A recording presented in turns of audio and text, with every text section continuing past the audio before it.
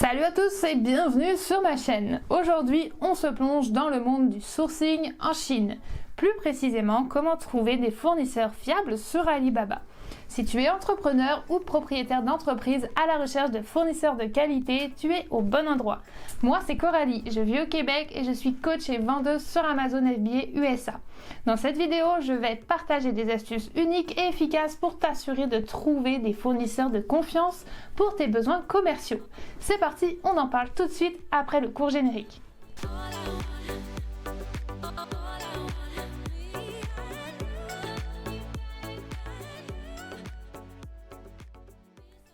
Alors tout d'abord, la recherche de votre produit est un jeu d'enfant sur Alibaba. Avec une vaste base de données de fournisseurs, vous pouvez simplement taper le nom de votre produit dans la barre de recherche et explorer des possibilités infinies. Ce processus intuitif vous semblera familier, un peu comme faire des achats en ligne sur des plateformes comme Amazon. Avant de commencer, c'est le moment parfait pour appuyer sur ce bouton magique d'abonnement. En vous abonnant à ma chaîne, vous rejoindrez une communauté passionnée. Maintenant, imaginez ceci. Vous cliquez sur le pouce levé juste en dessous et boum, vous faites un high five virtuel. Votre petit geste pourrait faire ma journée et me permettra de continuer à vous offrir du contenu inspirant. Ah, et n'oubliez pas de laisser une trace de votre passage dans les commentaires. Racontez-moi ce que vous avez adoré dans la vidéo, quelles sont vos idées et plus encore. Vos commentaires sont comme des pépites d'or pour moi et ils m'aident bien sûr à créer du contenu qui vous correspond à 100%. Alors c'est parti, passons à notre premier point. La base d'une recherche réussie commence par des recherches approfondies. Commencez par explorer en détail le profil des produits et les évaluations fournisseurs sur Alibaba. Parlons des cases à cocher dans la barre latérale gauche. Les fournisseurs vérifiés ou Verified Suppliers font l'objet de vérifications approfondies par Alibaba, garantissant donc leur légitimité et leur fiabilité.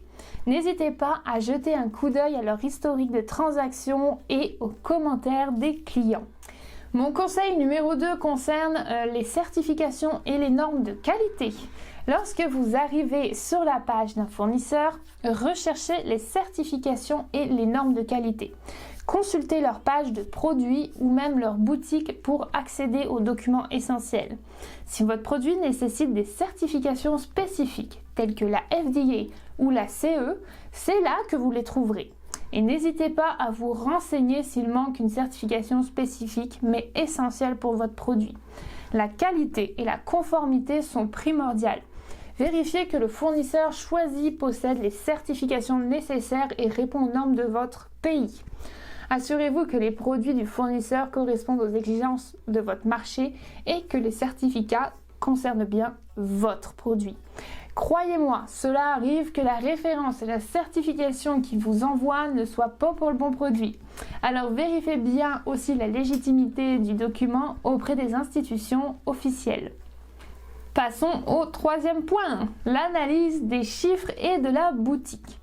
Sur la page du produit, faites défiler vers le bas pour découvrir des informations vitales. Analysez leur chiffre d'affaires, leur temps de réponse, le nombre d'employés et la ponctualité des livraisons. Sont-ils une trade company ou un manufacturier?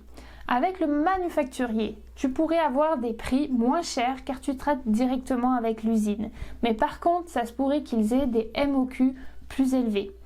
La trade company, quant à elle, peut être bien aussi car ils font affaire pour toi avec différentes manufactures. Donc, un plus large choix et un accompagnement.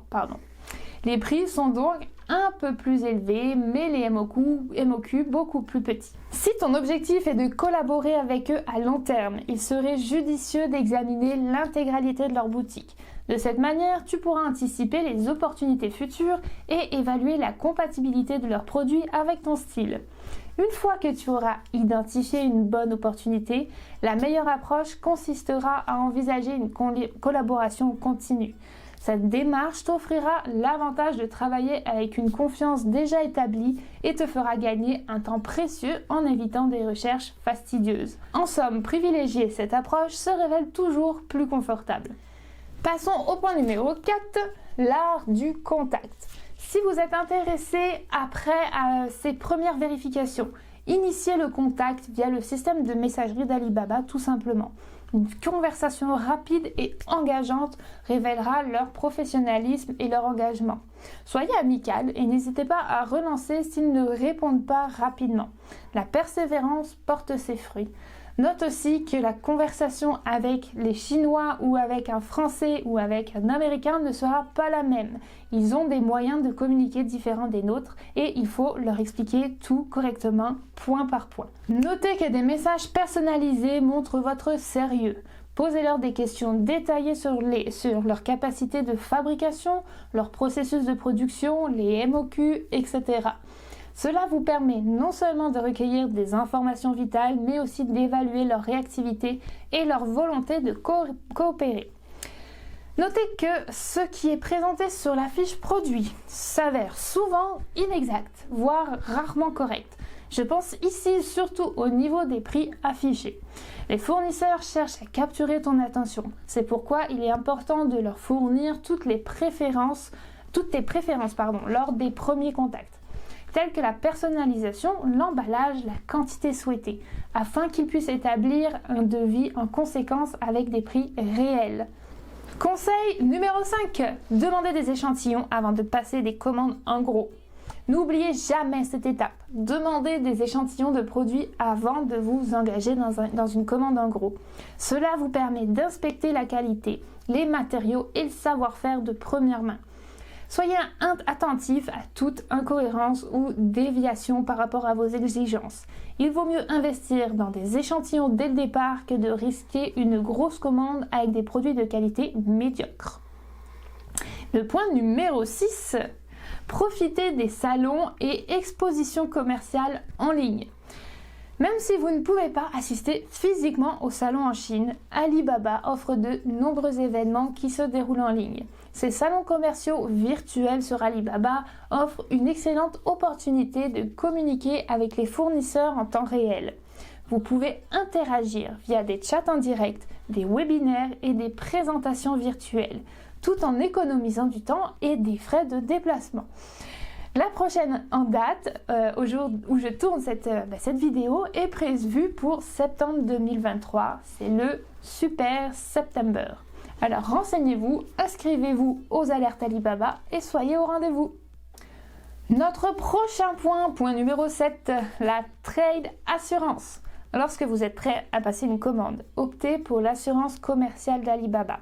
C'est votre filet de sécurité en cas de problème. Si un fournisseur n'a pas l'assurance commerciale, donc la trade assurance, soyez prudent. Cela indique un manque potentiel de fiabilité. Notez aussi un point important, ne pas faire un dépôt de plus de 30% pour commencer la production. Certains vont vous demander 50% et c'est encore correct. Mais surtout, ne pas payer les 100% tout de suite pour des raisons évidentes. Vous voulez qu'ils honorent la commande en totalité et que la qualité soit au rendez-vous. Si vous payez tout d'un coup, qui vous dit qu'il ira jusqu'au bout et qu'il ne se moquera pas de vous? C'est juste la norme dans ce domaine, alors ne vous faites pas avoir. Point suivant, point numéro 8, le contrôle qualité.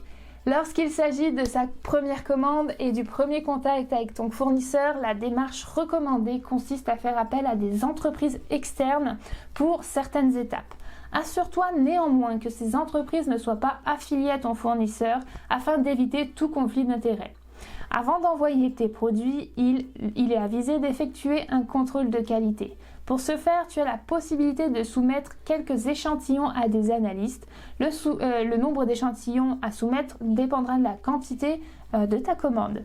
Cette étape se révèle cruciale car elle te procurera un rapport détaillé mettant en lumière d'éventuels problèmes tels que des dommages, des variations de couleurs, des soucis d'emballage, des défauts d'impression et bien d'autres encore. De plus, ce processus exercera une pression positive sur le fournisseur, l'encourageant à aspirer à la perfection. Cependant, il est essentiel de garder à l'esprit qu'aucune commande ne peut prétendre à une perfection absolue de 100%. Des défauts mineurs, voire très mineurs, peuvent surgir. Il est inutile de se laisser perturber par ces imperfections, car elles font partie intégrante du processus. Il n'est pas impératif de réaliser un contrôle de qualité pour chaque commande. Choisir des vérifications aléatoires se révélera adéquat pour maintenir une pression constante. Si tu veux un contact pour faire des contrôles qualité, je te le mets bien sûr en description. C'est l'entreprise et la personne que je fais affaire depuis maintenant 2 ans et demi et tout fonctionne très très bien avec eux. Donc je te mets le lien en commentaire avec le contact de la personne. Et voilà, c'est la fin de ce guide sur la recherche de fournisseurs sur Alibaba tout en évitant les pièges courants. J'espère que tu as trouvé ces conseils utiles et que tu te sens mieux équipé pour démarrer ton entreprise en toute confiance. Rappelle-toi, la clé réside dans la recherche approfondie. Prends le temps d'analyser les profils des fournisseurs, de poser des questions détaillées et d'exiger des échantillons.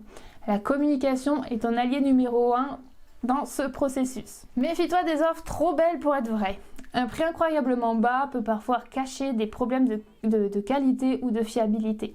Si tu as aimé ce que tu as vu, n'oublie pas de t'abonner, de liker et de partager cette vidéo avec tes amis.